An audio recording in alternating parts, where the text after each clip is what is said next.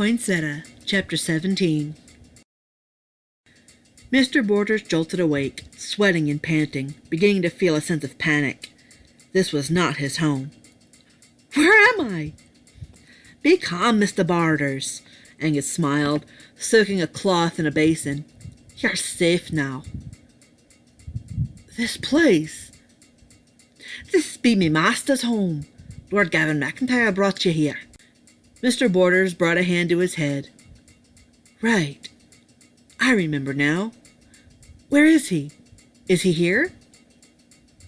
"Lord McIntyre is nae a day person, I'm afraid," Angus replied. "He was up tending to ye all night. I relieved him a few hours ago. He is asleep by now, I'm sure. How are you feeling this morning?" "I feel like I've been shot. However, I also feel strangely relaxed. What did he do to me? Is he some sort of witch doctor?" "Nay, nothing like that. He's just a very educated man. As for me orders are to take you on your arrive to Glasgow. That'd be a course if you feel up to it. We can have you back on your feet in no time at all." I wish I could show my gratitude. "Dinna worry about that. Just worry about getting well again. Lord McIntyre would like that best." He came closer, pressing the cold compress to Mr. Borders' head. "By the by, do you know who was after you? Were you robbed?" "I haven't the faintest clue, I'm afraid. It all happened so fast. It was a close call. I had always thought I was a very personable person. I didn't even think I had any enemies." Angus looked away. He knew that at least one gunman was Graham Haggard, a member of the Board of Trustees. He only wished he had been sober the previous night. He'd have known who every last one of them were. Haggard was a man of domestic conflict. Did he join a group of marauders or go insane? Did he hire a group? Was there a purpose? Mr. Borders was a very kind and peaceful man. It was one reason Gavin adored him so much. His disposition was so calm and almost innocent. "Dinna worry, Mr. Borders. I'm sure that person will get what he deserves." And he did. Angus assisted Mr. Borders to the carriage that was waiting for them in the front of the mansion. There was a queer warmth today. One of those freak days. That meant that an even more bitter cold would be coming. He almost thought about giving pants a try.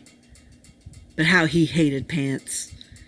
He would have to just endure what nature threw at him then. For now, it was warm and bright. Angus had to squint to block some of the light from his eyes. Why was the sun so much brighter at this time of year? He was pulled from his thoughts when a woman cried from the carriage. "Frank!" Mr. Borders was a little startled and nearly tripped over Angus as the woman ran to him. She was younger than he was. Perhaps about half his age, if not 2/3 of his age. No one ever had the gall to ask, really. She was dressed in a blue gown and a heavy shawl, a bonnet on her head. When she reached him, she placed her periwinkle-colored gloved hands on him, resting her cheek to his chest. "I was so worried." "Laura, I'll be fine." "I didn't know what to do with myself when you didn't come home last night." "Lord McIntyre was very kind to look after me." "What happened, my darling?" He frowned. "It's a long story, Laura. At least, I think it is." "You two can talk about it in the carriage," Angus smiled. "I'll drive for you. It's been a while since I was able to go to Glasgow." "Give my deepest gratitude to his lordship," Mr. Borders smiled. "And mine as well. I'm forever in his debt for saving my husband," Laura chimed in, pulling out her kerchief and wiping away a falling tear. Angus gave a little salute, opening the carriage and assisting the young sir and madam inside and making sure they were secure within. "All aboard!" he called, hopping into the driver's seat. The horses began to whinny and neigh, signaling they were eager to get going.